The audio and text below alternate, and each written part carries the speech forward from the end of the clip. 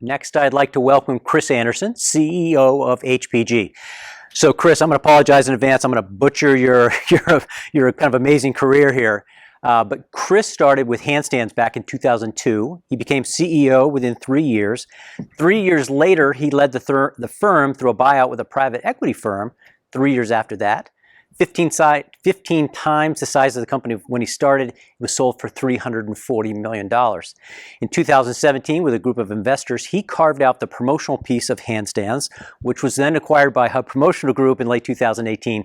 Chris has been the CEO of HPG since 2019. Probably isn't any surprise. He has a degree in economics, and of course, he graduated in summa cum laude, just to throw on top of it. So, Chris, welcome to Galleria. Well, I appreciate that introduction, Chris, and I clearly didn't write that because that is a grave exaggeration of my actual accomplishments, but nonetheless, happy to be here today. Not true, because I took what was an incredible career and I just, I sort of dumbed it down for myself. So you did even more. So Chris, thanks for joining us. You have a wealth of knowledge. I chatted with you many times, most of the time about airplanes and snowmobiles and all the rest, but this time we're going to really talk business with the group. So, as you're well aware, the conversations that are happening daily between sales partners and production partners is the availability of inventory. It's just impossible to find available stock. Can you frame the issue our industry as well as others, because it's not just our industry, it's others, are having, and really, how do we get here? You bet. Well, at HPG, we track the U.S. national business inventory to sales ratio. I found that to be the most telling number that at least gives me an idea of, am I an exception, or frankly, am I experiencing a problem that those that are in marine parts or telecommunications or other industries are also facing? And this number recently has told us a very clear story. And in fact, the April 2021 U.S. ratio of average inventory to sales was 1.25, which was down slightly from 1.26 in March, but down dramatically from a spike of 1.73 in April of 2020, when inventories piled up in the face of COVID-impacted sales slowdowns. And to really put that in perspective, the latest number was the lowest ratio since February of 2012 and virtually ties the minimum since 1992. The average value of the last 10 years was 1.36. So as we look at what that means, it's clear that we're not in an HPG or a Geiger or even a promotional products industry inventory shortage. This goes across the entire economy of the globe. And as we evaluate how we got here, but importantly, where we go from here, it's really a matter of breaking it down into its component parts and understanding the root causes and whether they're time limited, which I'm happy to report that some of these that I'll outline today are time limited, and others, unfortunately, we're going to have to adapt to for the foreseeable future. So a good example is, as many of you recall, I remember I was having dinner with one of my favorite people, Joanne Lance, and her awesome husband in Salt Lake City, Utah, with my equally awesome wife, Jamie. That was the last dinner that I had before kind of the world stopped spinning in terms of COVID. But during that dinner, we were talking about the supply chain issues that we had all seen as really that initial sign of COVID coming out of Asia. And for many of us, that was the first indication that we saw some slowdown on the supply side out of China when factories suspended production for Chinese New Year in January of 2020 and then extended through March due to the COVID spikes in several regions. This factor proved to be largely time limited, but also showed the impact of a brief but unplanned shutdown of production. And what I can share with you is that HPG, for instance, we have categories ranging from an Org Audio speaker or headphone set that today we're generally back to pre-COVID levels of production, but there are still some areas of that production that are experiencing the hangover from that initial slowdown in early 2020. So time limited, but in some cases still lagging. In other areas, such as our Hub Pen facility, we're back up and running because that portion of China, Hangzhou, where those products are produced, was less acutely impacted. So it's one of those where the first and most telling sign that COVID was real, and that in terms of at least supply chain, and that it was going to have a ripple in our business, was on that supply end. And that was for us, the first sign that we're going to have to get a little bit more creative supply chain wise and work closer with our distributor partners. To expand upon that and to really break it down into its distillate parts, where you ask me how we got here, it really comes down to pendulums that have swung back and forth over the last 18 months. And it has been nothing if not comical. I read this analogy for the last 12 months that I thought was pretty appropriate. And it was, well, 2020 slash Q1 of 21 was the time where you were about to go through a crosswalk. You look left, you look right, you proceed with caution, then you get hit by an airplane falling out of the sky. And that's pretty much what we have seen, because just as China factories started to reopen in April 2020, I don't need to remind you where we were in the US or our partners in Europe were at that same time. That's when the widespread shutdowns hit those regions. And in the face of their own COVID outbreaks, it was essentially a pencils down exercise that had its own twofold effect. For importers and HPG, we're both an importer and a manufacturer. So on the importing side, what we saw was that in many cases, shipments from Asia were postponed or canceled. And for domestic producers, production was either decelerated or altogether shut down. So we look at that first component, which was COVID shutdown of Asian factories. Then the second one, domestic shutdown of receipts of goods from overseas or production of goods onshore. Those were the first two building blocks of today's supply chain shortage. But from there, it was really a matter of the direct result of US and European businesses postponing or canceling orders in the face of their own COVID shutdowns. Many larger Asian and US factories experienced widespread layoffs and reduced factory operating schedules. Simply put, the demand wasn't there. So you saw a general drawing down of production capacity to meet that reduced demand. And what that then led to was either overall reductions in output, and in some cases, smaller factories simply shut their doors and have not reopened. So that was the third building block of how we got here today, that when it came time for the factory producer to make a rational decision that I have fewer orders coming in for my fill in the blank widget, I'm either going to have fewer laborers come to work every day, I'm going to shut down my factory at night, no longer have a second or a third shift, or worse yet, I may have to shut down altogether. That continues to be an issue in many product categories across the promotional products industry. That simply put, the capacity that we had pre-COVID, we're just now starting to see signs of it returning, but there are some categories that there's still work yet to be done to get back to that original capacity.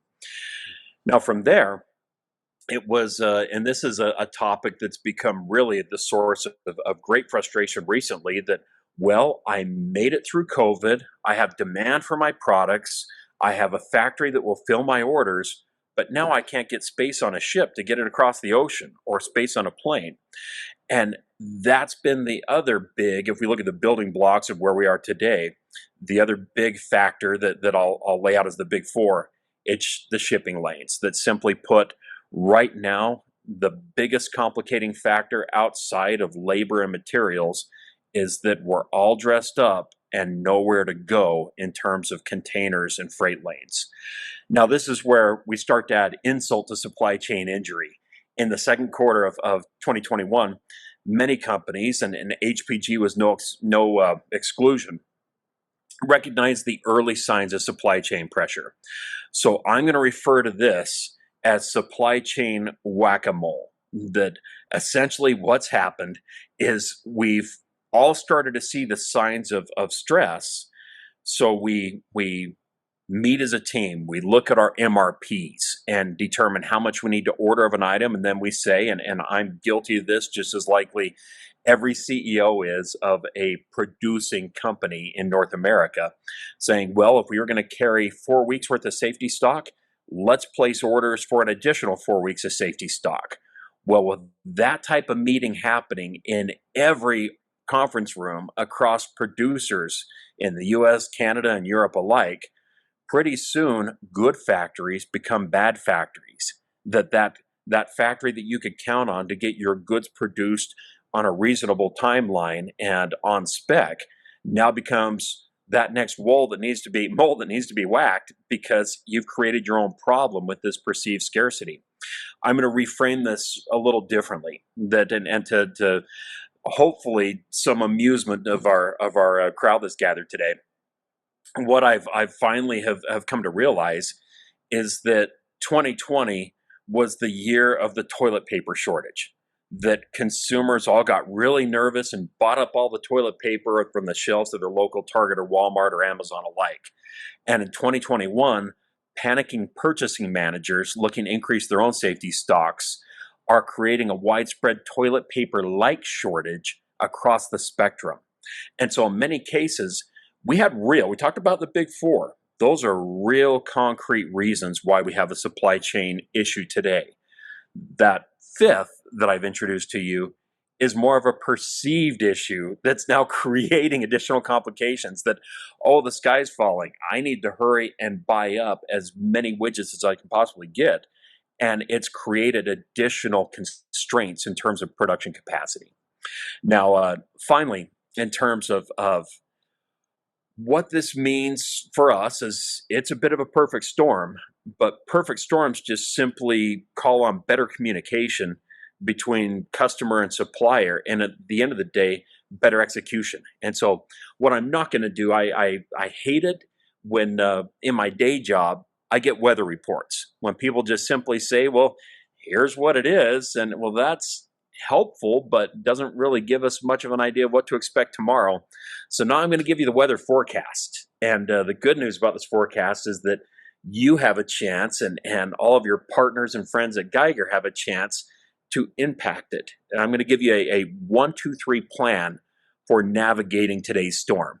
First and foremost is allow more time for orders. I know that's tough. I know that we've all been somewhat spoiled, if not accustomed to 1 or 2 day production times and rapid transit times. But we've had a paradigm shift over the last 52 weeks, and we need to manage expectations. And it reminds me of that dinner conversation that I had with Joanne, where we talked about the universal equation of happiness, that happiness equals reality minus expectation. The reality of today's supply chain environment is that lead times are going to be longer. We are all going to do better in terms of managing our constituents' experience by setting the appropriate lead time expectation. Now, that doesn't mean that we should settle for outlandishly long lead times or that we can all afford to be lackadaisical. It just simply means that we need to be overly communicative with our supplier partners and in turn our clients and customers so that there's alignment in terms of expectation. The worst phenomenon that we can bring about in this entire ecosystem is anticipation. That I expected to get this item by this event in this quantity and we don't hit it. But conversely, if we allow for the expectation to be aligned with reality, that's where we're all going to walk away from this better off. So lead times, first and foremost, manage them tightly. Make sure that we're not just assuming that, well, this is a supplier that I've done business with for years and this is the lead time that they've operated on in the past.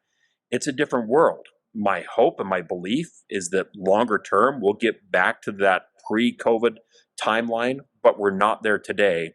And this isn't an HPG issue. This isn't a promo issue. This is across the entire consumer economy, and one that we're all going to do better by setting expectations accordingly. The next one, this comes directly from the HPG operations team, and I'm sure that similar messages are going to be coming out from across the entire supplier base, and it's that smart distributors need to have holiday orders to suppliers by September 1st to secure stock. Anything later than that, it's going to be a gamble. It's not to say that it won't be possible, but your margin of error is going to be far less acceptable after that September 1st date. At that point in time, you're going to be far more subject to what we've talked about at this point in time, longer lead times, supply chain constraints, and at the end of the day, a more difficult degree of execution. So we're all watching the Olympics right now, and what we're talking about in terms of degree of difficulty, it's going to go up exponentially after September 1st. So get out in front of it. It goes back to that magic communication word, that let your clients and customers know that we're here, we're ready to fulfill your needs, but we need to get out ahead of it early and have those holiday-based orders in by September 1st. Now, finally, we talked about communication. And I gave you the 1, 2, 3. So the first was allow for longer lead times. The second is September 1st. That's a magic date. You're going to want to keep that in mind as you're dealing with holiday events. And the third is that the best businesses don't sell products. They're not in the product-based business. And although I'm writing with a pen that came from our factory in Boston, I was talking to you earlier today on a microphone that came out of our facility in Southern California. And yet I'm not in the product business. I'm in the solutions business. That it's my job to understand what my customer is looking for, to really listen, and to put forth the right solution. Because quite often, we can engage as distributors and suppliers alike in self-limiting behavior. But if we approach our communication with our clients and customers as really a matter of learning what it is that their true need entails and providing solutions that may not necessarily be the item that we originally quoted or the item that they originally asked for, but the item that meets their needs, but importantly, meets their date. That's who's going to win in Q4 of 2021. The distributor who wisely recognizes that she or he isn't in the promotional products business, she or he's in the promotional solutions business. That's my 1, 2, 3, if you will, and this is off my cuff, Chris. So forgive me if it's not the most polished 1, 2, 3 ever, but I can assure you that in terms of success working with supplier partners like an HPG in the fourth quarter of this year, you do those 3 things, and you're going to be much better equipped to navigate some fairly interesting times on the supply chain side. Well, I could tell you, Chris, when you said September 1st, everyone in the room here, they perked their ears up, and everyone obviously remembers the toilet paper crisis of 2020, and so they can certainly understand that comparison. You were talking a little bit about transportation in your early on in your previous answer, and we've heard of the cost of containers have just skyrocketed, and I've heard just the 5x cost. And there's too many on the wrong side of the ocean, as well as other factors. So what's the real story behind this, and what should we know as we educate clients? Well, it's a good question, and one that I have spent a fair amount of time with our supply chain team trying to get to the bottom of it, because this is almost like Seinfeld. I feel like I'm living in bizarro world, that we've got this environment where in some cases goods that you would never put in an airplane, that's the only way that you can transport them. And conversely, the lead times that we more or less had chiseled in granite, that if I have a container leaving port 4 weeks from now, it's going to show up on my doorstep. All that has gone out the window. So it goes back to what I talked about before, that it's really a root cause analysis. And as we at HPG have sought to understand the root cause, because I'm going to share a little secret with you, and it's on the pricing side. What I've tried not to do, and our team has tried not to do, is set permanent pricing based on temporary factors. So we're not going to reprice our goods based on what we paid for that last container. Instead, we're looking at it with the long game in mind. We know that you have to stand by the pricing that you share with your clients and customers, and that frankly, they're not tracking it against any commodity market. They're not tracking against the cost of freight.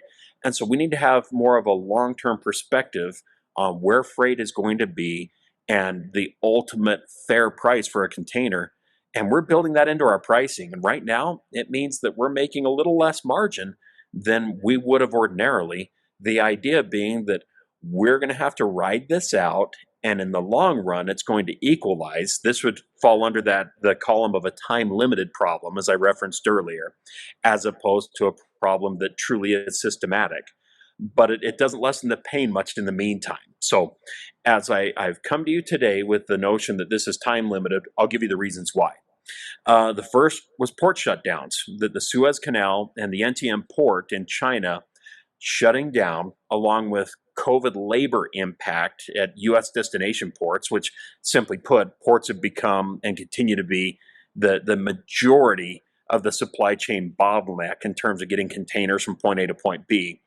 It's, again, almost become that game of whack-a-mole that I talked about, that we've had ports that have gone from being on our good list to our bad list within days. That we could count on this port to be one that we could either use as an origin or a destination port, and then word gets out. And so we've come to recognize that it's such a dynamic situation due to port closures and due to the bottlenecks on the receiving side, that part of the job that we have to do today, that in the past I would ship goods out of Vientiane, they would arrive in Long Beach, put them on a train or on a truck, and they would arrive in New Ulm, Minnesota, or they would arrive in Boston, Massachusetts.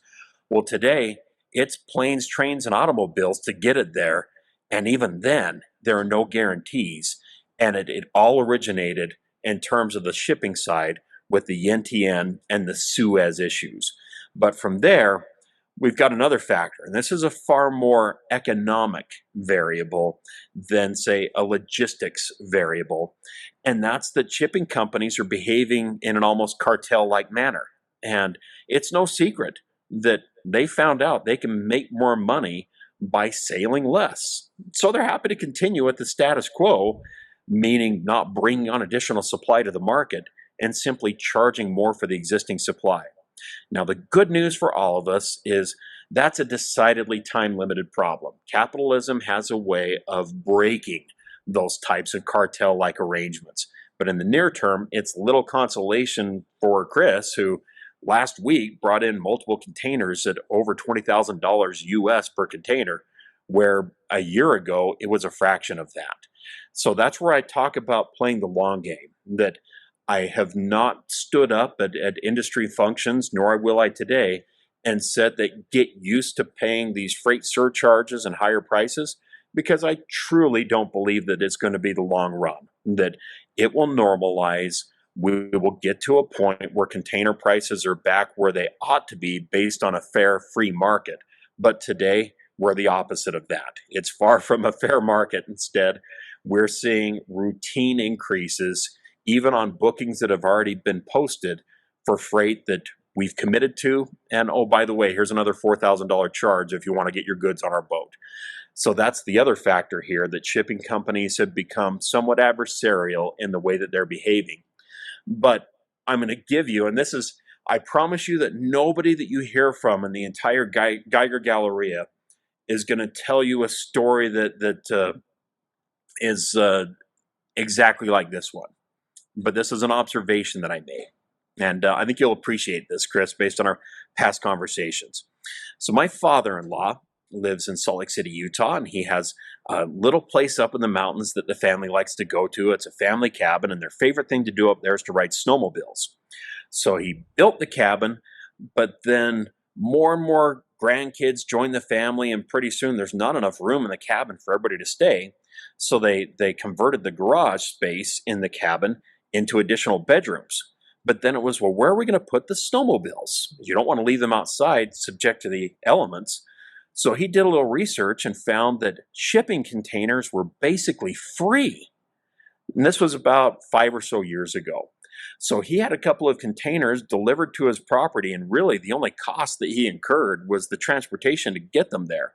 But otherwise, this 40-foot heavy-duty steel container that they painted the color that he wanted, they put a window in it and a normal garage-type door, they brought it up there, and it cost him almost nothing. It was as if he was doing them a favor to put this container on his property to store the snowmobiles in. So I remember at the time just thinking, that's odd. How could it be that something that clearly costs a lot of money to produce was free? It was as if he was buying water at that point in time from the local water company that, well, 40,000 gallons would cost you about $20. So that's exactly what he did. Put a couple shipping containers up there. It's been great. Well, fast forward to my good friend Hanson. So Hanson right now is en route to Anchorage, Alaska. And Hanson is a rugged outdoorsman.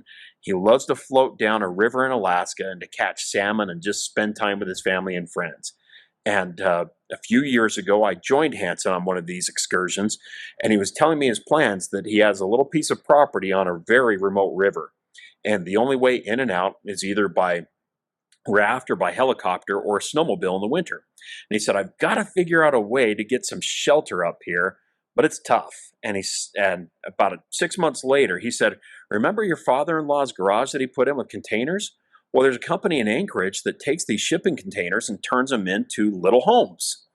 And so he was a little ahead of the little home craze. He has a little home made from shipping containers up in Alaska. And it has the side benefit of being bear proof as well. So that's a different story. But the reason that I've taken this tangent talking about my father-in-law, talking about Hanson, we're now going to overlay some economic theory into this.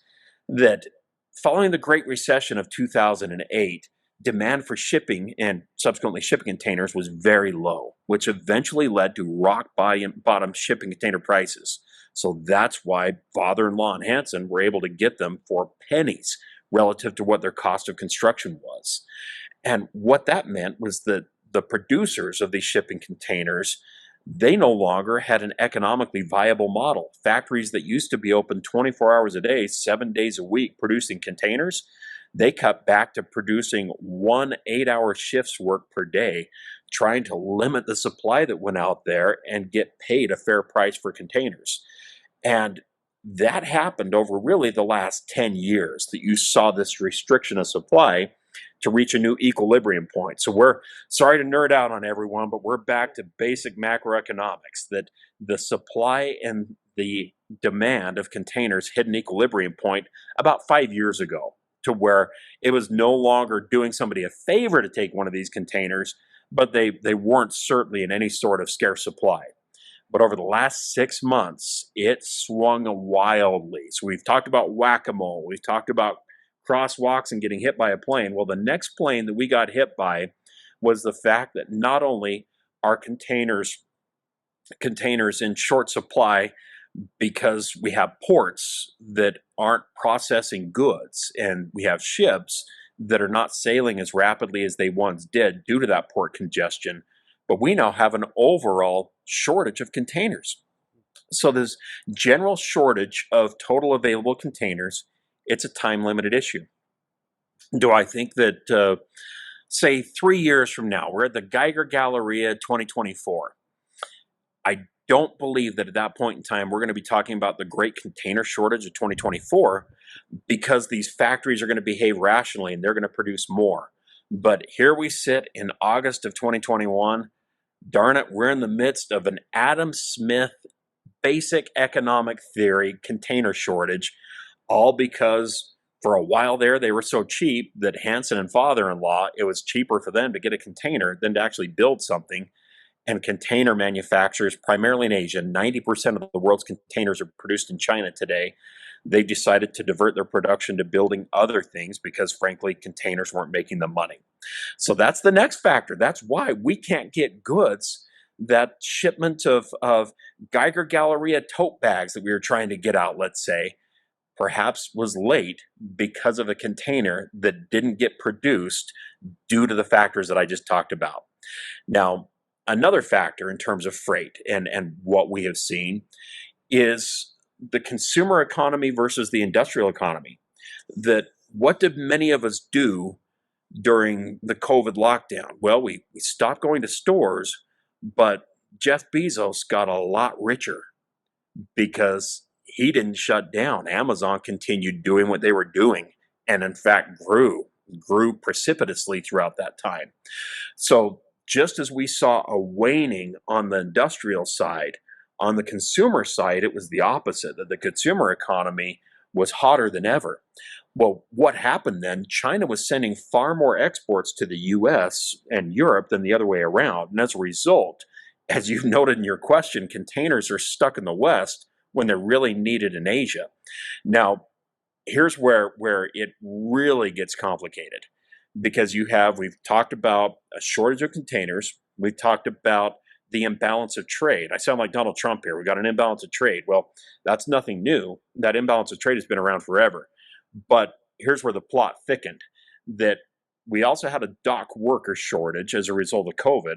So let's say that this is Geiger Steam Lines, and Geiger Steam Lines has a big container ship that pulls up in the port of Long Beach. It has hundreds of containers on board waiting to be offloaded, but there aren't enough dock workers there to offload it. So typically a ship would offload full containers and would wait for empty containers to be loaded in. But the price that they get paid to bring back these empty containers is a fraction of what they're getting paid to bring, of course, full containers from Asia. And so they've waited long enough out in the harbor to get their original containers offloaded. They're not going to wait another 3 weeks to get empty containers to bring them back. So you literally have had 1 in 3 ships coming into the US and coming into Europe, offloading its goods and not waiting to be reloaded with empty containers. So it's created yet, and even it's perpetuated an already imbalanced situation in terms of container availability.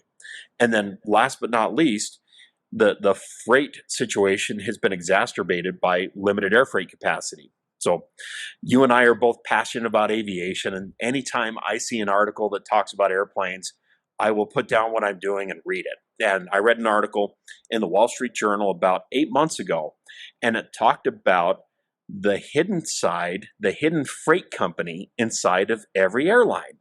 That I fly on Delta Airlines almost every week, and I have friends that fly on United or on American, and we're all used to boarding through a jetway and sit down and break out our phone or our laptop and do some work and land at whatever our intended destination is. But what we don't realize is that the bags that they're putting on that plane are only a portion of the freight that are brought aboard that airplane. The rest of the cargo that's going on board is just that. It is its own air freighted cargo that's being carried in addition to the passengers on passenger planes. It's why airlines started, one of the reasons why airlines started charging for bags, because there was an opportunity cost. Why give a passenger a free bag when they could charge another customer for simply putting a box on that plane? Well, we all know what's happened over the last 18 months. The passenger flights were cut by nearly 85% globally. That has reduced the overall availability of air freight and has further thrown off. So I've talked about whack-a-mole, I've talked about equilibrium, I've talked about pendulums.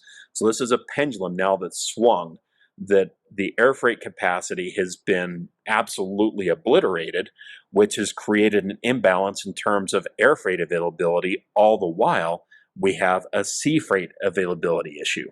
So that's your economics, cabin building, snowmobile storage answer to why we don't have containers in Asia to bring goods to the U.S. or Europe. That was perfect. And the capacity for air freight coming from Asia and other places, I think many of us hadn't even considered that. But as you mentioned, it makes perfect sense. So another question that we've talked about a little bit, and it comes up all the time, is around raw materials, and it's mainly computer chips as we talk about automobiles, et cetera.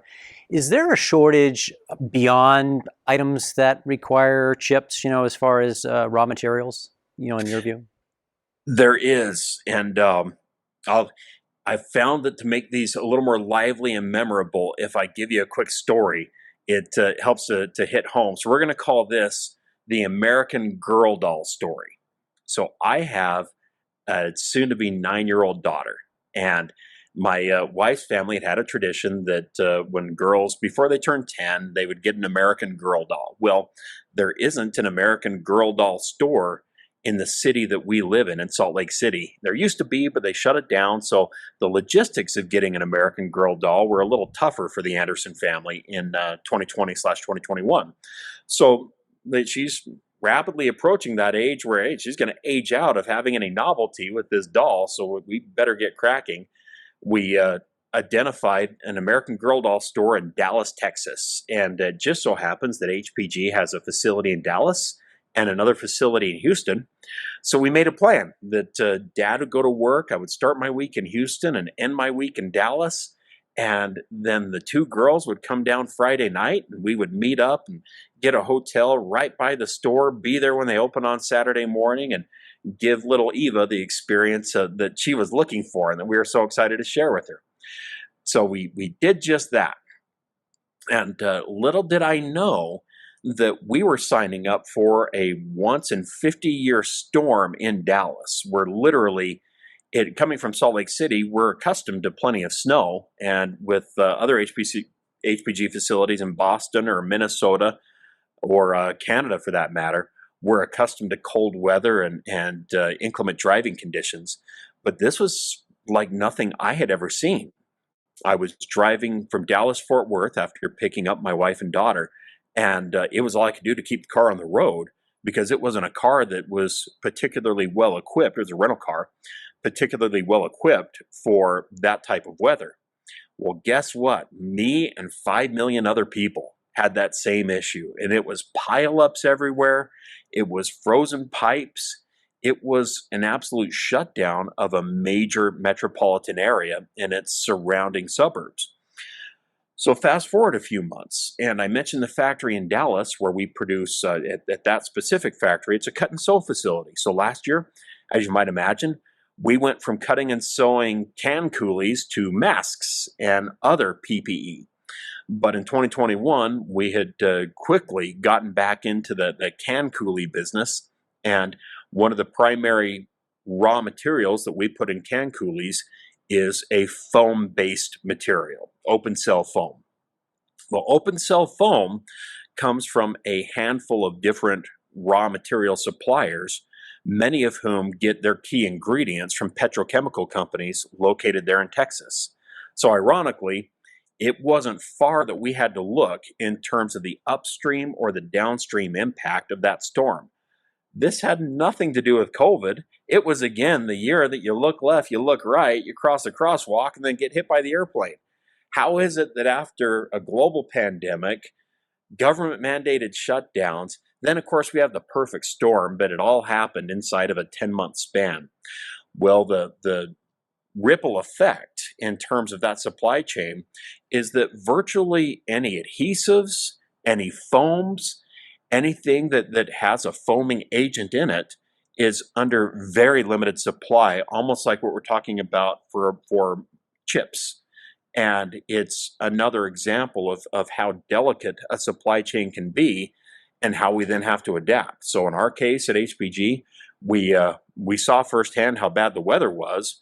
We knew that the vast majority, because they of course had to shut down production at our own facilities, so we anticipated there would be some issue there. We did buy up additional stocks, but it's still a hand-to-mouth proposition for many categories that rely on raw materials that have a petrochemical foundation coming out of Texas. Wow. So if we thought that the chip issue was big, it obviously runs across all products categories, base materials. It does. That feedback is fantastic. Okay, crystal ball time, Chris. Yeah.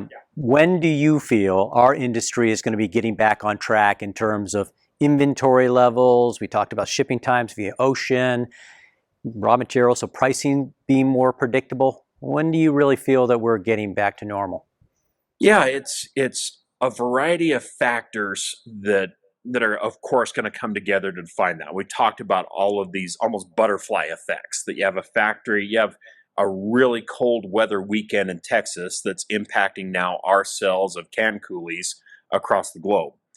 And we can trace those types of impacts, whether they be global or local, global freight, local supply chain.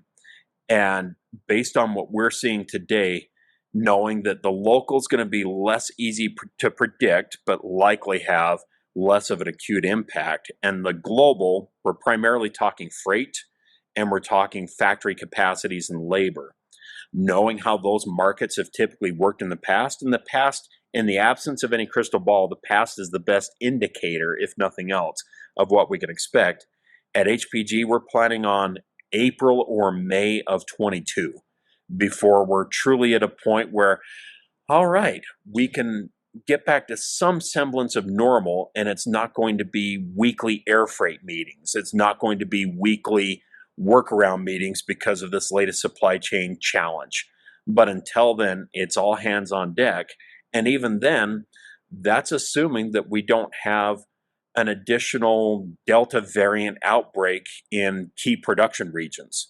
It's assuming that the freight companies do behave rationally and that you have some cartel busters that come in and bring additional supply to the market. Assuming that we see those types of breaks in our favor, that's when we would anticipate in April or May 22. It's after Chinese New Year, of course, after we've recovered from the Chinese New Year shutdown, that we'll really all be able to collectively take a deep breath, or conversely, buckle up for another exciting year. So April or May or of next year. Okay, we're hearing that from other sources in other industries as well. So it seems that we're in for a little more of a long haul too. Okay, last question, Chris. Many production partners are experiencing labor shortages at their facilities. Are you seeing Yeah. any of this pressure at HBG?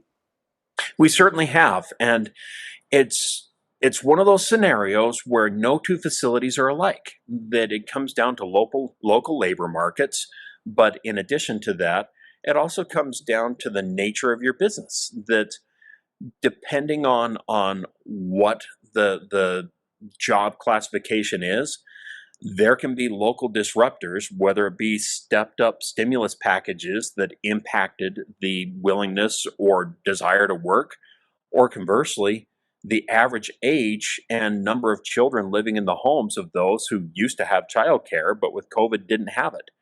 And so it's not that there's one answer that's fixed it. Well, the government stopped the subsidies, and so all of a sudden you had every one of your jobs filled. It's not that easy. Instead, what we have seen is that if we try to take a one size fits all approach, we get a predictable outcome, as in not a very good one. But alternatively, by just as I've talked about in the beginning, and we'll end our conversation here just as we started with the importance of good communication, and that each one of our facility general managers, as they've identified labor challenges, have done a root cause analysis. Is it childcare? If so, what can we do to help with childcare? Is it fear of contracting COVID while at work? If so, what can we do to give them assurances that we have a safe and healthy workplace? And we start breaking it down into those distillate components. And even then, it's not a cure-all, but what we've generally found is by having that open dialogue, and it's rarely the case that people just don't want to work. There's usually a factor behind it. So let's understand what those factors are. And we've had a remarkable turnaround on more than one facility where we had challenges that now we're fully staffed and ready to go for the fourth quarter. But it's because we didn't just do the obvious of, well, I guess nobody wants to work in summer of 21. No, people want to work, but we have to become their partners in addressing the challenges that they're facing. But beside that, and the other critical component is that anytime we shift the balance in terms of our cost structure, it requires me to come in and say, all right, Chris, we need to talk. We've got this Javelina pen that you've bought millions of from Hub Pen and Braintree for the last 30 years. Well, this Javelina pen, it's the same barrel, it's the same ink, it's the same tip, it's the same imprint, it's all the same stuff that you've bought over the years, the same quality. We all know what you're going to get, and it's going to be a darn good pen, but you have to pay X% more for it. Oftentimes, labor is used as an excuse for raising prices. And what we've sought to do and continue to press hard on is not to simply take that as a cop-out. Instead, what can we do to get more efficient? How can we look inward? And this is a recommendation that I would make to everybody on this call today, that if we're faced with challenges and we've got to deliver some bad news to a customer or a partner in terms of pricing or in terms of availability, before you ever deliver that bad news, you need to exhaust every possible avenue for mitigating it. And that's what we've done on the labor front. Then in some cases, it's addressing those base level factors that were keeping people from coming to work. In other areas, it was, well, we could invest in some machinery or some equipment that could make our production more efficient, where we're having a job that's tough to fill, well, we don't need to fill that role because we've now got this machine. And that's been the balancing act of 2021 for HPG, that we've invested more in equipment in 21 than we anticipated. But the whole idea was that I would rather do that and be able to look you in the eye and say, here's what it's costing us to produce a Javelina, and here's exactly what we've done to make sure that it's still efficient and a bargain for you. And that we're not just simply a lazy company that throws money at our problems and as a result brings inflation to your purchase of them. Chris, we are so appreciative of your time today and sharing your insight. I mean, I know I learned a ton, and I'm sure our audience did as well. So thank you so much for joining us for Galleria, and we look forward to connecting again sometime soon to talk about airplanes and snowmobiles and all the rest. So thank you, Chris. Thanks, Chris. It's been my pleasure, and congratulations on all the success of the Geiger family individually and collectively. I love seeing the acquisitions, love seeing the growth, and appreciate your ongoing partnership.